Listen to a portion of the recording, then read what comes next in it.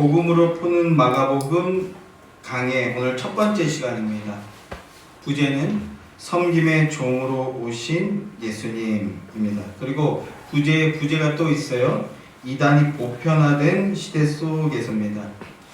이 제목으로 하나님의 말씀 증거하도록 하겠습니다. 오늘부터 이제 마가복음 강의를 시작합니다. 한 60회에서 70회 정도 예상이 됩니다. 그동안 한 15회 정도 하는 강의들, 짧은 거 소선지서나 혹은 주제설교로 15회 정도 했었는데요. 이번에는 가장 길게 될 것 같습니다. 한 70회 정도 예상하고 있는데 꽤 긴 시간이죠. 이렇게 긴 시간 동안 하나의 책만 집중해서 보게 되면 이게 길고 지루한 시간이 될 수도 있습니다. 그런데 반대로 복음 앞에 서게 되므로 복음 안에서 역사하는 그 역사를 누릴 수 있게 되기도 합니다. 그러니까 복음의 가치와 복음의 영광스러움을 누리는 시간이 되기를 소망하는 마음으로 이 복음 강의에 우리 함께 나아가게 되길 소망합니다. 그러니까 성도님들도 기대하는 마음 그리고 기도하는 마음으로 마가복음 읽기에 동참해 주시고요. 복음 앞에 서서 성령의 유한 역사를 내가 체험하겠다는 믿음으로 함께 할 때 우리가 큰 은혜를 누리게 될 줄 믿습니다. 그런 은혜의 시간 되기를 주님의 이름으로 소망합니다. 자, 마가복음 강의의 타이틀을요, 복음으로 푸는 마가복음이라고 잡았습니다. 복음으로 푸는 마가복음. 복음서인데 또 복음으로 풀어요? 그러니까 상당히 제가 도발적인 제목을 잡은 겁니다. 그도 그럴 것이 오늘날은 일반 시사, 교양, 문화, 예술 등에서 기독교가 기본 콘텐츠로 탑재되어 있는 그런 시대입니다. 사람들이 이제 상당한 지식을 가지고 있어요. 기독교에 대해서 상당한 지식들을 갖고 있습니다. 그런데 안타까운 것이 그래서 기독교에 대해서 사람들이 아는데 그래서 기독교를 소비하는 방식이 지극히 부정적이고 편향적입니다. 기독교를 부정해요. 그리고 기독교를 흠집내는 것이 기본적으로 장사가 된다는 겁니다. 이러한 영향들로 인하여서 사람들이 기독교를 혐오하는 그런 시대 가운데 놓여 있습니다. 그런데 사실 우리가 반성해야 될 부분들이 없지는 않겠지만 그런데 사람들이 사실은 정확하지 않은 정보를 근거로 해서 기독교를 혐오하고 있다는 게 문제인 겁니다. 우리가 잘못된 걸로 우리를 혐오하고 그래서 우리를 질타한다면 우리는 그걸 달게 받아야 될 겁니다. 그런데 많은 사람들이 기독교를 혐오하는데 그 혐오하는 근거가 틀렸다라는 거예요. 잘못됐다라는 거예요. 그렇다면 우리는 그걸 무조건 수용하는 것이 아니라 그런 것은 바로 잡는 역할, 노력을 해야 되는 것이죠. 그거 하라고 우리 부르신 거 아니겠습니까?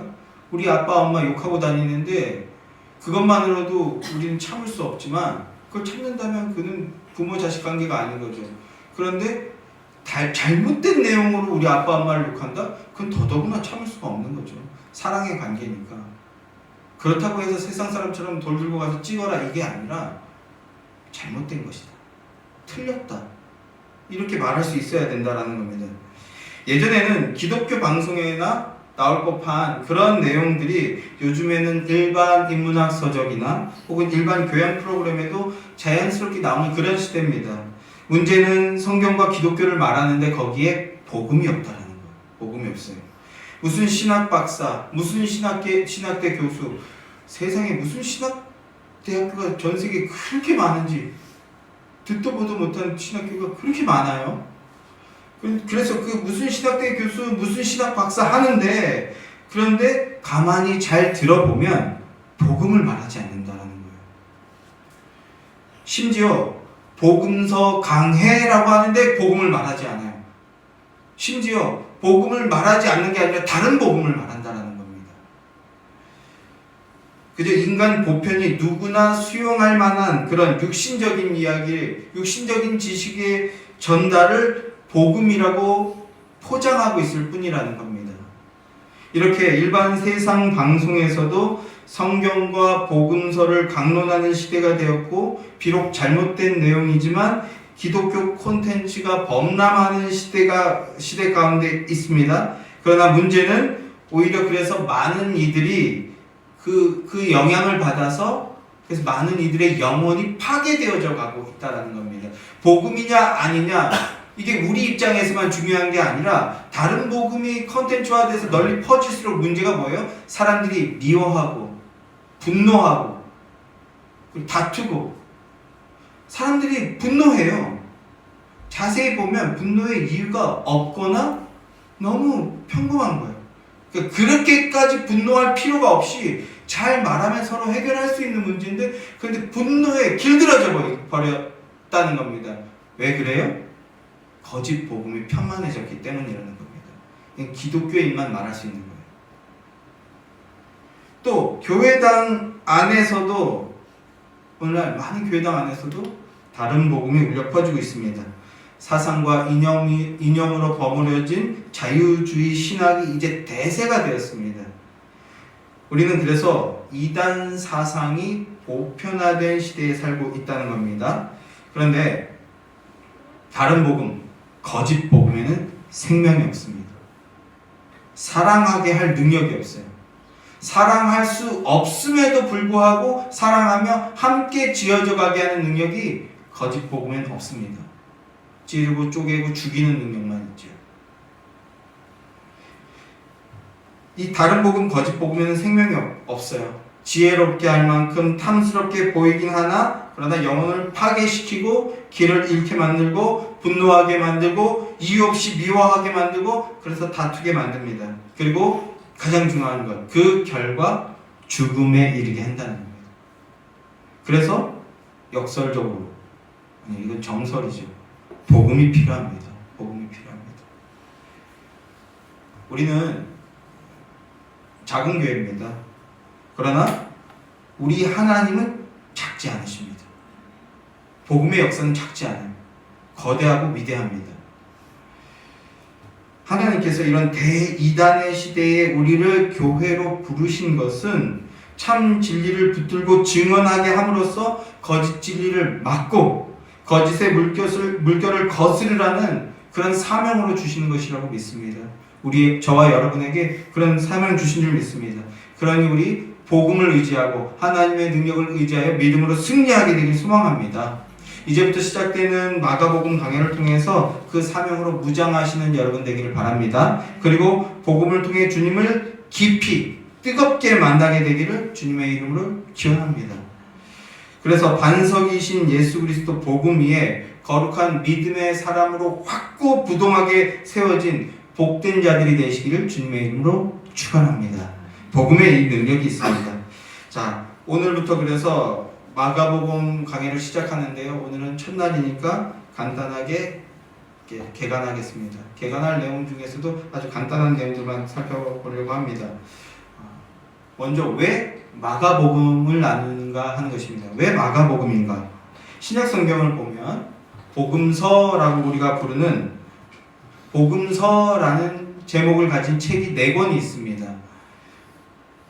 어떤 사람들은 복음서라고 제목이 지어져 있으니까 이 책에만 복음이 있고 나머지 책은 안 복음이다 라고 생각하는 분들이 있어요.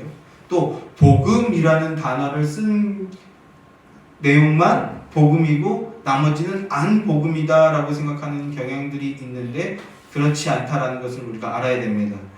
마태복음, 마가복음, 누가복음, 요한복음 이렇게 4권의 복음서가 있는데 그래서 우리는 이것을 간단하게 4복음서라고 하죠. 그 중에서 왜 마가복음이냐? 마가복음이 길이가 제일 짧습니다. 할렐루야죠. 그리고 복음서 중에서 가장 먼저 쓰여진 책이 마가복음이기 때문이기도 합니다. 이게 그냥 그렇게 말하는 게 아니라 이 두 내용이 상당한 의미를 갖고 있습니다. 조금 전문적인 내용이긴 합니다만 신학계에서 이전에는 마태복음이 제일 먼저 쓰여진 책이다 이렇게 생각하고 있었습니다. 마태복음이 제일 먼저 쓰여진 책이고 마가복음이 그 다음이다 라고 생각을 해왔습니다. 기다 아니다 이런 논쟁이 끊임없이 있어오긴 했지만 대세는 마태복음이 먼저 쓰였고 그 다음에 마가복음이다 이렇게 생각해왔는데 왜냐하면 마가복음이 짧으니까 마태복음의 브로셔, 마태복음의 요약한 책 정도로 여겨왔던 거예요. 그런데 이제는 마가복음이 가장 먼저 쓰여진 첫 번째 복음서라고 보는 게 학계의 정설입니다. 그러니까 이제 마가복음이 복음서 중에서 가장 원시성, 오리지널리티를 가진 책, 그러니까 순수한 복음서라고 보는 거죠. 마태, 마가, 누가, 요한복음을 사복음서라고 부른다고 했는데 이게 성경 기초 지식에 해당하는 부분인데 그렇게 중요한 내용은 아닙니다. 우리가 기초라고 했을 때 이 기초를 토대로 해서 만들어 나가기 때문에 기초 지식이라는 건 굉장히 중요한 지식이에요. 근데 우리가 그래서 성경 가장 입문할 때 배우는 내용 중에 하나가 사복음서라는 표현인데 그런데 이건 사실은 중요한 표현이 아닙니다. 오히려 혼란을 가져올 수가 있습니다. 아까도 말씀드렸듯이 이것만 복음이구나, 나머지는 그럼 안 복음이구나 이렇게 생각할 수 있는 여지를 준다라는 거예요.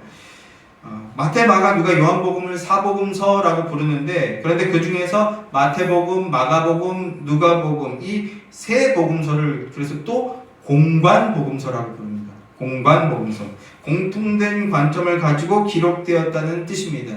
이런 말들 들어보셨죠? 네.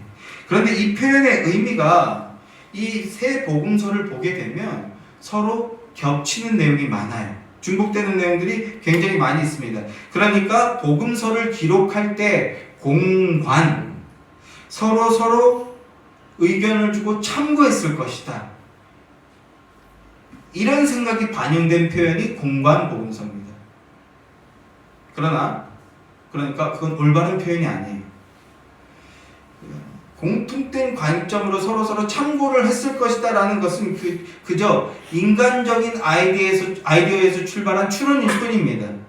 이를 양식 비평이라고 하는데 문서로 이렇게 나눠서 그 양식, 장르를 분류해 봤더니 이렇게 모아서 이렇게 썼겠구나. 서로 그러니까 참고했겠구나. 또 누가복음을 보면 그렇게 추론할 만한 근거 구절들이 있거든요. 그러니까 복음서를 서로 이렇게 참고하고 짜집기 한 책이다. 이렇게 보는 게 공관복음서라는 표현이라는 겁니다.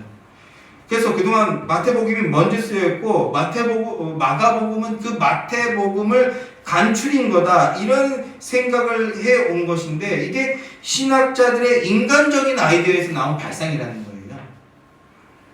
우리는 그동안 이를 무비판적으로 수용해 왔던 거라는 거죠. 그 결과가 복음서가 하나님의 영감으로 기록된 하나님의 말씀이다 라고 생각하기보다는 인간의 수고와 노력이 들어간 그 시대의 고매한 문서 정도일 것이다. 이렇게 여기는 게 점점 더 보편화되고 있다라는 겁니다. 그러나 모든 성경은 하나님의 영감으로 기록된 하나님의 말씀입니다. 이것을 기억하고 붙드는 여러분들 되시길 소망합니다. 하나님의 말씀. 그러니까 마태, 마가, 누가, 요한복음은 다 각기 하나님께서 다 각자에게 영감을 주셔서 자기 은사에 따라 자기의 관점으로 기록된 책이라는 겁니다. 겹치는 부분이 있는 것은 하나님께서 그렇게 기록하라고 하셨기 때문에 겹치게 되는 거죠. 필요에 따라 그렇게 영감을 주신 겁니다. 그 덕에 우리는요, 성육신하신 하나님에 대한 내용을 더욱 입체적으로 알 수가 있게 된 거죠. 마가복음은 복음의 순수성과 원시성을 가진 너무나 소중한 책입니다. 이 순전한 복음서를 통해 복음의 진가를 발견하고 우리의 신앙의 뼈대로 굳건하게 세우게 되기를 소망합니다. 자, 공관복음서라는 말의 의미의 부정성에 대해서 설명을 드렸는데 그런데 공통점과 함께 각각의 복음서에는 또 제각기 나름의 독특성을 갖고 있기는 합니다. 그런 것들을 그래서 생각해서 공관복음서다 이렇게 공통된 부분도 있고 동시에 따로따로 각자의 개성이 있기 때문에 그런 것들을 표현하고자 했다라고 하는 생각도 듭니다. 마태복음을 보면요, 마태는 예수님의 왕되심을 중점적으로 증언하고 있습니다. 다른 복음서도 마찬가지지만 마태복음이 이를 좀 더 중점적으로 증언하고 있고요. 누가복음은 인자로 오신 분이라는 것을 묘사하고 있습니다. 그리고 마가복음은요, 종으로서 오신 분, 종으로 오셔서 고난 받으시는 분, 우리를 섬겨주시는 분이심을 부각하고 있습니다. 그래서 마가복음에는요, 다른 복음서와 다르게 예수님의 족보 얘기도 없고요, 태어나신 날에 대한 말씀도 없고, 천사의 찬양도 없고, 그리고 동방박사나 목자들의 이야기도 없습니다. 마가복음은 직설적입니다. 섬김을 받으러 오신 것이 아니라 섬기는 종으로서 오셔서 죄인들을 섬기시는 분이심을 마가복음은 중점적으로 드러내고 있습니다. 마가복음은 그 첫 시작을 하나님의 아들 예수 그리스도의 복음의 시작이라 이렇게 시작하면서, 그리고 이렇게 시작하면서 선언하는 것으로 시작합니다. 풀어서 말하면요, 예수는 하나님의 아들이시다. 그 아들이 복음을 주셨는데 그 복음을 어떻게 이루어 주셨는지 이제부터 시작하겠다, 이렇게 선언하는 것으로 시작합니다. 이렇게 복음의 폭탄을 터뜨리며 시작하는 것이 마가복음인데, 그런데 마가복음 마지막 16장 15절 말씀을 가서 보게 되면 이렇게 말씀해요. 또 이르시되 너희는 온 천하에 다니며 만민에게 복음을 전파하라, 이렇게 말씀합니다. 복음으로 시작해서 복음으로 끝마치는 겁니다. 십자가 복음의 선포로 시작을 하여서 십자가를 통해서 복음을 성취해 주시고, 그리고 그 복음을 전파하라는 지상 명령으로 마치고 있는 것이 마가복음의 구조입니다. 아주 간단합니다. 아주 간단해요. 그러니까 마가복음을 통해서 복음을 접할 때 우리는 명쾌하게 복음을 발견할 수 있게 되는 겁니다. 이렇게 마가복음의 특징은 군더더기가 없어요. 다른 복음서처럼 자세히 설명해 주거나 입체감 있게 배경을 보여주거나 하지는 않습니다. 하지만 직설적으로 그리고 간결하게 말씀을 증언함으로 박진감 있게 말씀을 진술해 주는 게 마가복음입니다. 마가복음의 특징이 이렇게 군더더기가 없어요. 마가복음은 핵심만 전달합니다. 그래서 1장부터 마가복음은 곧바로 섬기시는 모습부터 시작합니다. 1장 34절 말씀을 보십시오. 함께 읽어볼까요? 시작. 예수께서 각종 병이 든 사람을 고치시며 많은 귀신을 내쫓으시되 귀신이 자기를 알므로 그 말하는 것을 허락하지 아니하시니라. 병든 자를 고치시고 귀신을 내쫓으시는, 이렇게 섬기시는 사역으로 바로 시작합니다. 마가복음은. 그래서 마가복음에는 회중들을 가르치시는 예수님의 설교 사역, 말씀 사역이 최소화로 되어 있고요. 그리고 그에 반해 종으로서 섬기시는 말씀, 이 섬기시는 사역이 부각되어 있다라는 거예요. 그리고 또 여기서 조금 더 들어가 보면 다른 복음서와는 다르게, 그래서 예수님께서 죄인들과 접촉하시는데 직접적으로 접촉하시는, 좀 더 내밀하게 접촉하시거나 직접적으로 접촉하시는 장면들이 많이 등장하는 것을 보게 됩니다. 1장 41절 말씀도 보십시오. 예수께서 불쌍히 여기사 나병 환자인데요, 그에게 손을 내밀어 그에게 대시며 이르시되 내가 원하노니 깨끗함을 받으라 하시니라, 이렇게 말씀하고 있어요. 나병 환자에게 굳이 직접적으로 손을 대시고 계십니다.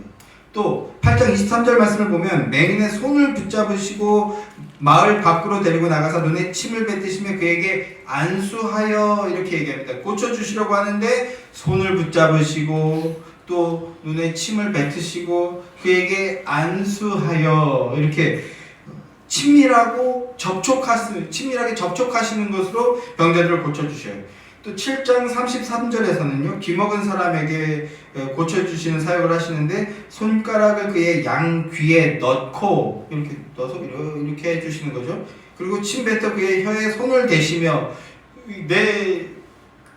우리 자녀들 혀도 이렇게 만지려고 그러면 기분 나쁠 텐데 그 병자의 혓바닥을 내밀게 하시고 손을 내밀고 그걸 잡아주시면서 그렇게 고쳐주신다라는 겁니다.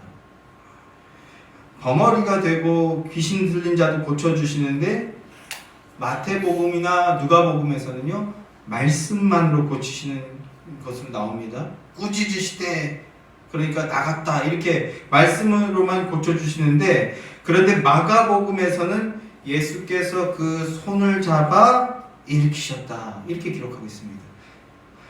낮아질 대로 낮아진 모습. 이미 하나님께서 천상의 보좌를 떠나서 이 땅으로 오신 것만 해도 그것도 너무나 낮아지신 건데 그것으로 끝난 것이 아니라 낮아지셨는데 더 낮아지시는 거예요. 죄인보다 더 밑으로 들어가서 아낌없이 섬기시는 그런 모습을 보여주십니다. 결과적으로 왜 그렇습니까? 사랑한다는 거예요. 사랑한다. 내가 너를 사랑하고 너를 고쳐서 새롭게 만드는데 나는 물불을 안 가린다. 그런 모습을 보여주고 계시는 거죠. 그리고 또 어린아이를 축복하시는 장면에서도요. 마태복음이나 누가복음은 그냥 안수하시는 것으로 되어 있습니다. 그런데 마가복음에서는요. 그 어린아이를 안고 그들 위해 안수하시고 축복하시니라 말씀합니다. 아낌없는 사랑의 마음, 한없이 낮아지시는 모습, 그렇게 섬기시는 모습을 보여주시죠. 그래서 3장 10절 말씀을 보시게 되면 많은 사람을 고치셨으므로 병으로 고생하는 자들이 예수를 만지고자 하여 몰려왔음이더라 이렇게 합니다. 마치 그 굳은 일을 마다치 않고 도맡아 하는 그 머슴 같은 모습으로 섬기시는 거예요. 그러니까 이런 모습을 보니까 사람들이 그를 어찌하니 사랑하겠습니까? 어찌하니 좋아하겠습니까? 종으로 섬기시는 모습을 보면서 군중들이 예수님을 열렬히 사랑하고 그를 막 쫓아다니는 모습을 보게 되는 거죠. 그러나 그 사랑, 예수님의 사랑은 하늘에서부터 위로 내려와서 아낌없이 가장 낮아진 모습으로 섬기시는 사랑이지만, 그러나 인간 군상의 사랑은 뭡니까? 내 필요, 내 욕구, 이거 챙기려고 따라다니는 그런 사랑이었죠. 그것까지도 아시고 섬기신다는 겁니다. 그것까지도. 예수님이 이 땅에 오신 본질적인 이유가 무엇입니까? 종으로서 섬기기 위해 오셨다고 하는데, 예수님의 최대의 섬김이 뭡니까? 단순히 더러운 피부 더러운 부위를 막 손으로 만져서 그래도 사랑한다, 그거 고쳐주시는 이 정도일까요? 안진뱅이 일으키시는 그 정도일까요? 그런 정도의 섬김이 아닙니다. 예수님의 최대의 섬김은 무엇입니까? 오늘 본문으로 잡은 우리 10장 45절 말씀 다시 한번 읽어보겠습니다. 예수님의 최대의 섬김이 무엇인지 10장 45절 말씀 다시 함께 시작. 인자가 온 것은 섬김을 받으려 함이 아니라 도리어 섬기려 하고 자기 목숨을 많은 사람의 대속물로 주려 함이라. 이렇게 많은 사람의 대속물로서 자기 목숨을 내어주는 섬김, 그게 본질적인 섬김이고 인간이 내어놓을 수 없는, 예수님만 내어놓을 수 있는 최대의 섬김이라고 하는 건데요. 그 전에 먼저 복음이 무엇인가에 대해서 정리를 하고 넘어가 봅시다. 복음이 무엇인가? 앞서도 말씀드렸듯이 오늘날은 이제 자유주의 신학이 어느새 대세가 되었어요. 자유주의 신학이 대세가 되면서 많은 설교자들이 직간접적으로 영향을 받고 있는 그런 상황입니다. 그 증거가 교회가 열심히 설교하고 열심히 복음을 전한다고 하는데, 그런데 복음이 없다라는 거예요. 왜 그렇습니까? 복음이 뭔지를 모르는 거예요. 정말 놀랍게도 복음이 뭔지가 몰라요. 그냥 초신자에게 설명하는 정도? 초신자 교회에 정착시킬 때 간단하게 한 새신자 교육 셋째 시간쯤에 알려주는 정도? 그런 교리 중에 하나 정도로 이해하는 게 최대치입니다. 복음이 뭔지 몰라요. 이런 상황이니 교회가 악순환에 빠지는 그런 상황이 되는 거죠. 자유주의 신학자들은 다른 복음을 전하는 자들인데 그런 이들의 특징이 있어요. 그런 분들 보면 열심히 특심합니다. 특별히 문서 사역을 열심히 합니다. 책들을 엄청 열심히 내요. 그래서 나는 자유주의 신학자가 되지 않겠다, 복음을 증언하겠다, 개혁주의 신학을 올바로 증언하겠다고 하는 분들도 시중에 그런 많은 책들을 여과 없이 받아들여서 알게 모르게 자유주의 신학에 경도되는 모습들을 심심치 않게 보게 된다는 거죠. 제가 지금 마가복음을 준비하면서 지금 참고하고 있는 책이 한 10권이 조금 넘거든요. 10권 정도의 책을 살피고 그래서 발췌하고 필요 없는 것들도 덜어내고 이렇게 하고 있는데, 그런데 열의 9은 제가 가지고 있는 책 중에서도요, 열의 9은 자유주의자들 책입니다. 강도가 세냐 덜하냐지. 근데 그 책들이 그나마 마가복음 했을 때 유명하다 혹은 참고할 만해서 인기가 있다 하는 그런 책들입니다. 그런 책들을 보고 있으면요, 이 제 개인적인 감상일 수도 있는데, 그런 책들을 보고 있으면요, 희한하게 제가 되게 괜찮은 사람 된 것 같아요. 그리고 되게 똑똑해지는 것 같아요, 그 사람들. 그래서 그걸 그냥 가지고 와서 그대로 인용하고 싶어요. 되게 뭔가 있어 보이거든요. 그런데 무엇이 문제라는 겁니까? 거기에는 생명을 주는 능력이 없다라는 겁니다. 왜요? 세상은 미련하다고 하는 그리스도의 십자가 복음이 빠져있기 때문입니다. 그런 책들을 보면 거기에는 현란한 지식과 하늘의 영광은 있어요. 하늘의 영광, 아버지의 영광. 그러나 성자 하나님의 낮아지심과 고난과 대속의 죽음이 없기 때문에 진정한 섬김이 없는 겁니다. 낮아지심이 없으니까 높아질 수가 없는 거예요. 낮아져야 높아지는데 그리스도의 낮아지심이 없고 함께 낮아짐이 없으니까 높아지심, 영광이, 진정한 영광이 없는 겁니다. 문제가, 오늘의 문제는 사람들이 이런 책들만 참고하니 개교회마다 복음의 능력이 나타나지 않게 된다는 겁니다. 그러니 복음과 멀어지게 되고 그리스도와 멀어지게 되어서 교회에 열심히 다님에도 불구하고 예수 생명이 없는 그런 상황에 빠져 있다라는 겁니다. 그러니까 성도 여러분, 여러분이 깨어 계셔야 되는 거예요. 성도가 깨어서 복음이 무엇인지 확실하게 알고 확실하게 붙잡아야 된다는 겁니다. 우리 예수의 교회 성도 여러분들은 그렇게 복음이 무엇인지 알아 복음을 정확하게 붙드는 여러분들 되시길 주님의 이름으로 축원합니다. 자, 그러면 복음이 무엇입니까? 자, 8장 29절로 한번 가보겠습니다. 마가복음 8장 29절 말씀입니다. 시작. 또 물어 이르시되 너희는 나를 누구라 하느냐? 베드로가 대답하여 이르시되 주는 그리스도시니이다. 이렇게 말하고 있죠. 마태복음이 조금 더 정확하게 말씀하고 있긴 합니다만 주는 그리스도시다. 마태복음은 주는 살아계신 하나님의 아들이십니다까지 말하고 있죠. 이게 좀 더 정확합니다, 사실. 그러니까 복음의 중요한 요소가 두 가지가 있는데 그 중에 하나가 무엇이냐면 그리스도의 인격입니다. 하나님이 사람의 몸을 입으셨다. 주는 그리스도신데 살아계신 하나님의 아들이십니다 하는 그리스도의 인격. 그리고 31절 말씀도 한번 함께 보겠습니다.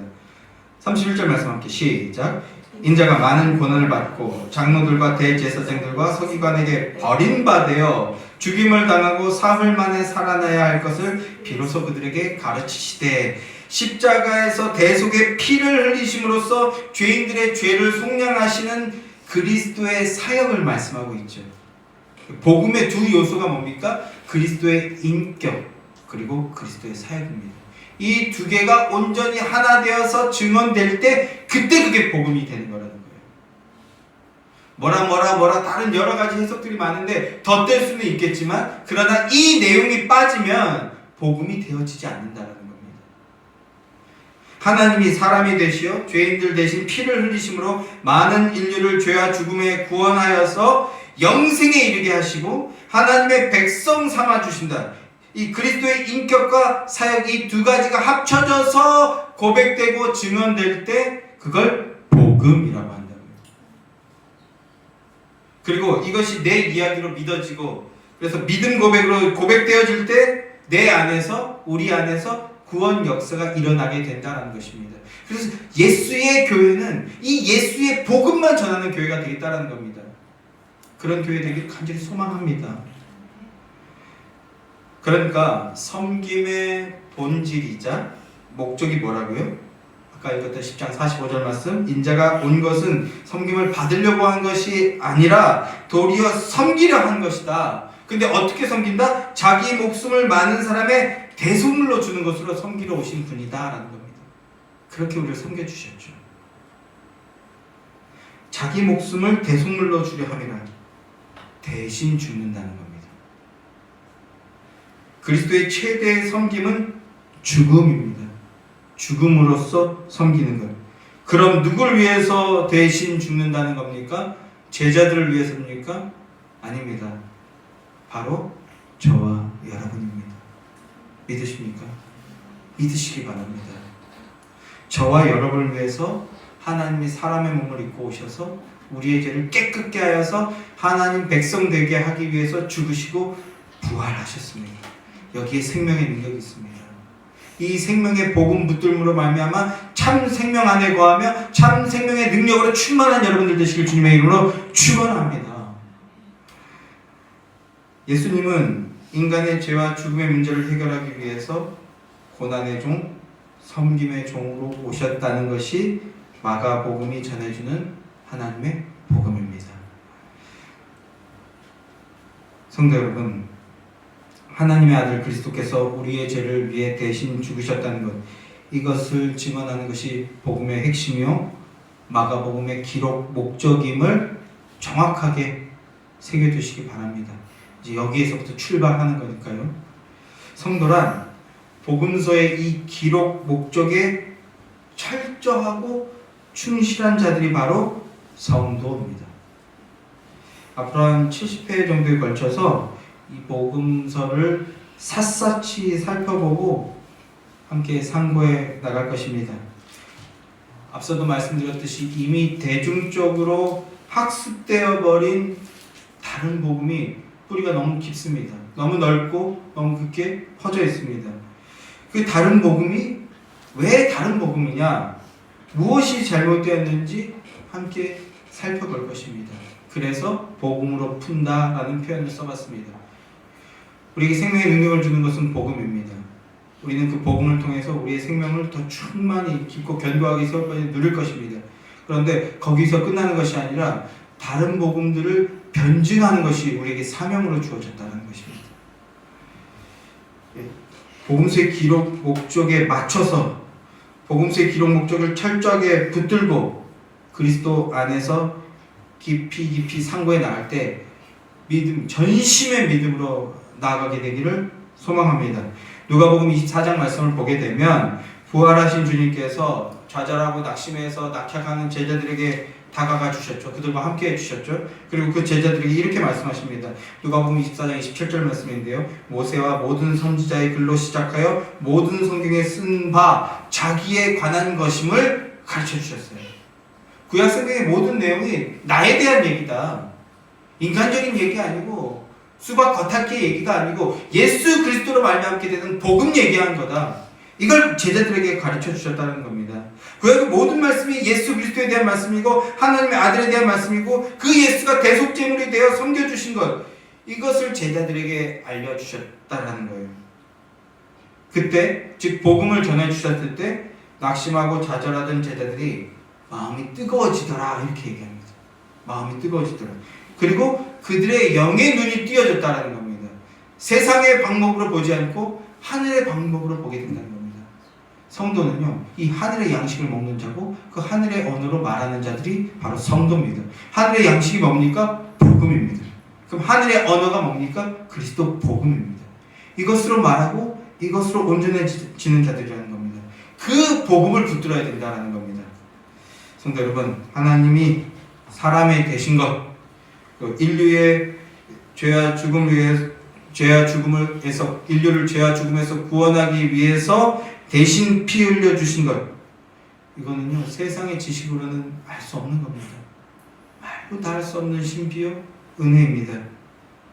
사람에 대해서 피 흘리심으로 반역한 우리를 다시 하나님 백성 되게 하신 그 하나님을 온 마음 다해서 믿고 섬기고 따르는 여러분들 되시기를 주님의 이름으로 축원합니다.